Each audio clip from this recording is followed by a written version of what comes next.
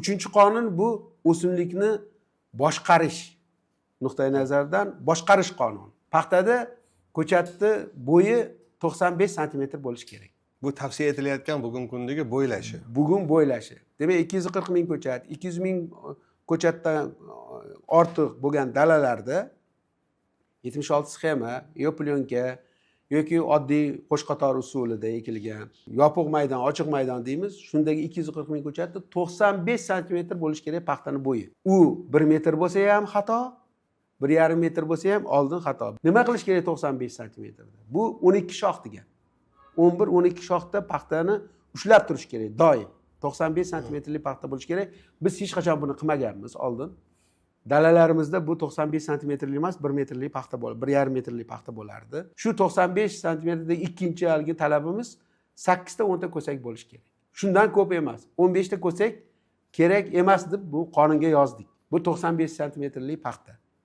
Buning uchun nima qilish kerak? Albatta o'sish gormonlaridan, o'sishni boshqaruvchi gormonlardan foydalanish kerak.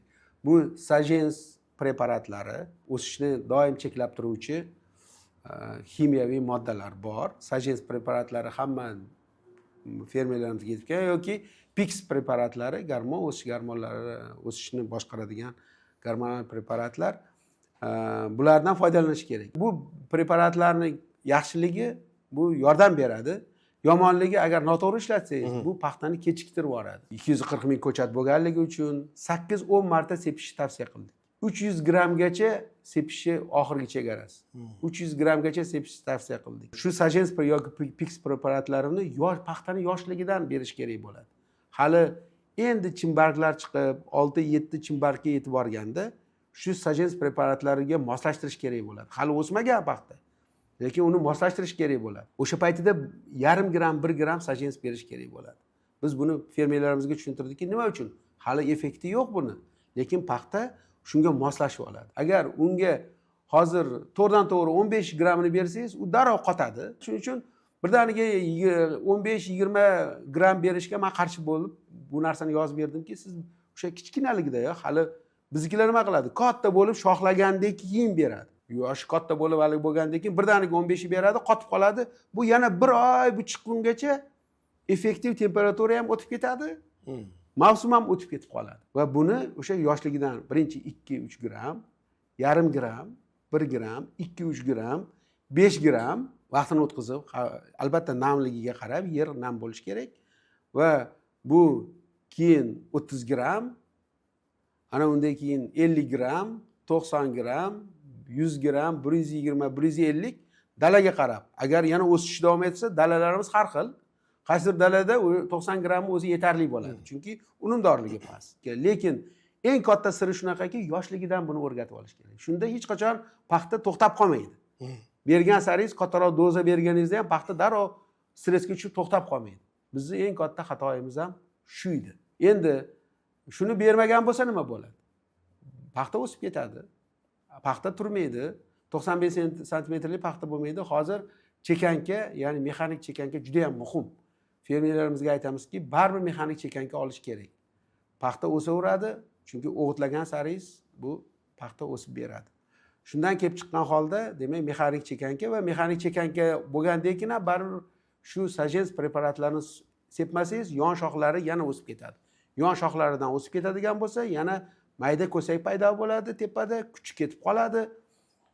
90 santimetrlik paxta qilish eng katta maqsadi paxtani 240 ming ko'chat alohida tub energiyasini saqlab qolish. 95 santimetr siri shundaki, paxta shoxlamasa kuchini yig'ib olib qoladi. Va bu ertaga paxtani ko'sakni katta lop-lop qilib ochib berishga sharoit yaratib beradi. Endi 95 santimetr ikkinchi siri 8 ta 10 ta ko'sak bo'ladi xolos. 1,5 metr paxtada 15-20 ta ko'sak bo'lib ketadi. 8 ta 10 ta ko'sak bizga yetarli bo'ladi. Nimaga? Sababi bu yaxshi ochilib bergandan keyin agar aytaylik 200 ming ko'chat bo'lsa, 10 ta ko'sak bo'lsa, 2 million ta ko'sak, agar 3 gramdan hosil bersa 60 sentinerlik baza bor. Ochilsa. Lekin bu lo'p-lo'p ochib berishimiz uchun. Agar u 15 ta ko'sak olsa-yu, 1,5 metr paxta bo'lsa-yu, endi kuch ketib qoldi-yu, keyin ovqatni 15 taga bo'lish kerak. U 3 gramdan emas, 2 gramdan bo'lsa, baribir 60 sentinerlik paxta yo'q. O'shaning ma'noda 15 santimetr 1,5 metr qilish uchun yangi o'g'it berish kerak, u o'sishi kerak. O'sishga o'g'it kerak, xarajat u. Shuning uchun 95 santimetrlik, keyin buni yaxshiligi 95 santimetrlik paxtani mashinada terish ham juda ham oson. Agar o't chiqib ketsa, demak bu boshqarish juda ham qiyin bo'ladi 95 santimetrlik qilish.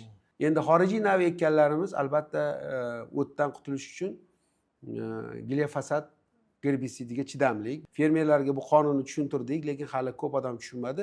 Birdaniga 4,5 litr glifosatni gektariga sepilyapti. Paxta o'zi chidamlik emas glifosatga. Bizning mahalliy navlarimiz glifosatga umuman chidamlik emas. Shuning uchun biz ularga o'rgatdikki, paxtani chidamliligini bilish uchun bu o'sha bo'yi bilan bog'liq, paxtani bo'yi bilan. Demak, bir kichkina maydonda oldin sinab ko'rish kerak glifosat. Agar ta'sir qilmasa, keyin sepish kerak. Bu bir.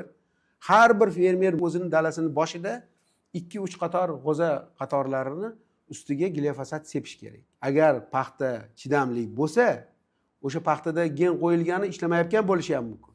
Vaqt davomida o'zgarib qolgan bo'lishi ham mumkin. Bu dunyo tajribasidan kelib chiqib aytyapmizki, o'shani darrowcha ekilganni maydonni yo'qotib qo'ymaslik. Mahalliy navlarga buni sepib bo'lmasligi. Buni tushuntirdik. Ikkinchidan, buni ham mana ko'p xitoylik agrotexnologlar yoki boshqa o'zimizda agrotexnologlar oldin hamma o'tni chiqarib olish kerak, keyin o'ldirish kerak deb, keyin sepsa hamma o't o'ladi. Bu to'g'ri konsepsiyasi, lekin bizda boshqa mamlakatlarga qaraganda o't juda ham ko'p. Agar o'tni siz o'stirib bersangiz, keyin uni o'ldirish, o'tni tozalab olish juda ham qiyin bo'ladi. To'g'ri.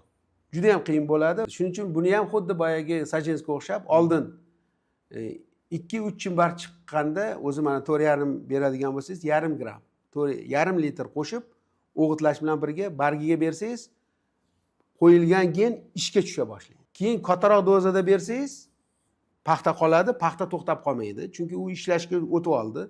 Agar paxtani to'xtatmasdan turib o'tni ko'paytirib, 4-5 chimbar chiqarib, katta qilib paxtani keyin bersangiz, yana u bir oyga kechiktirib yuboradi paxtani. Ko'p joylarda mahalliy navlarga buni sepib, sal bundan zarar ko'rgan fermerlarimiz ham borki, bu tushuntirdikki, glifosat faqat xorijiy navlarga, gen qo'yilgan navlargagina sepsa bo'ladi.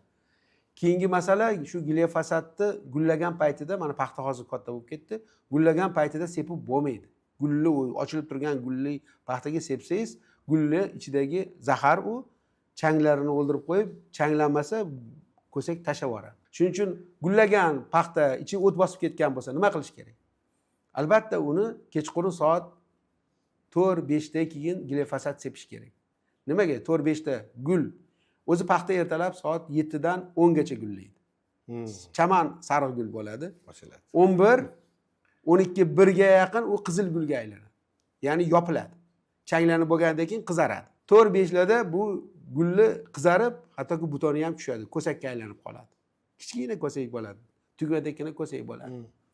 Va soat 5-6 larda narigi ertaga gullaydiganlari bo'rtib chiqadi, sariq. Lekin buni usti bek bo'ladi. Shu paytida agar glifosat bilan sepilsa, bemalol glifosat ishlaydi, ko'sakka ta'sir qilmaydi. Bu aytaylik 8, 9, 10 gacha kechqurun salqin havoda sepilsa, o'tga ta'sir qiladi, o't o'ladi, lekin ertalab paxta ochiladi, ochilganda steril ochiladi, changga ta'sir qilmaydi. Lekin ertalab sepsangiz bunga ta'sir qiladi. Yillar davomida qilgan xatolarimizdan bittasi, ko'cha haligi gullarni hammasini to'kib yuborardik. Arig'iga kirsangiz, paxtazori arig'iga kirsangiz, eski paytlarda ko'p eslayman, hovuch gul to'kilib ketardi. Bunga sabab o'sha sug'orishda suv yetmasdi deb aytardi, garimsel kelib urdi deb aytardi. Lekin hozir o'ylab qarasak, hozirgi bilimlar, hozirgi agrotexnologiya shuni ko'rsatyaptiki, biz o'zimiz uni to'kib yuborar ekanmiz. Nima qilardik? Biz 90likka ekardik, keyin uni sug'orardik, sug'organdan keyin yorilib ketmasin deb uni chuqur kultivatsiya qilardik. Kultivatsiya qilgan paytimizda nima bo'lardi? Kultivatsiya qilgan paytida ildizlarini bo'lib yuborardik. Ildizlari kesilgandan keyin suv torta olmaydi, ildizi zaharlandi, zararlanib qoldi. Gullab turgan ko'saklarni hammasini tashlab yubordi. Lekin hozir bizda 240 ming ko'cha, 76 sxemaga o'tkazdik. Yo u o'zimiz nav bo'lsin, yo xorijiy nav bo'lsin. 76 sxemada ildizlari bir-biriga tegib ketdi. Juda ham katta e'tibor berish kerak. Ya'ni uni ko'p sug'orish shart emas, sababi ildizi tepada, ayniqsa xorijiy navlarimizda. ildizi tepada 10 santimetrdan chiqadi.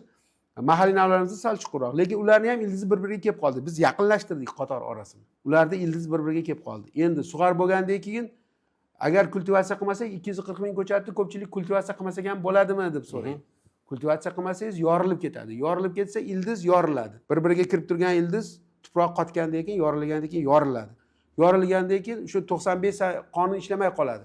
Ko'sak tashlab yuboradi. Demak, siz 95 santimetr ichida 8 ta ko'sak qilishingiz kerak edi. Qilolmay qolasiz. Bu bir. Ikkinchisi kultivatsiya. Chuqur kultivatsiya qilsangiz ham hozir o'zingiz kesib qo'yasiz.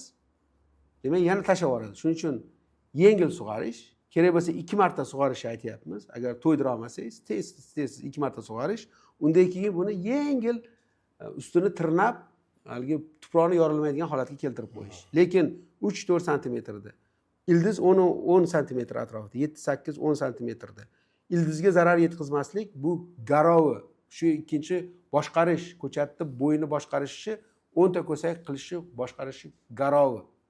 Bu mana 3-qonunimiz. Bu juda ham muhim qonun.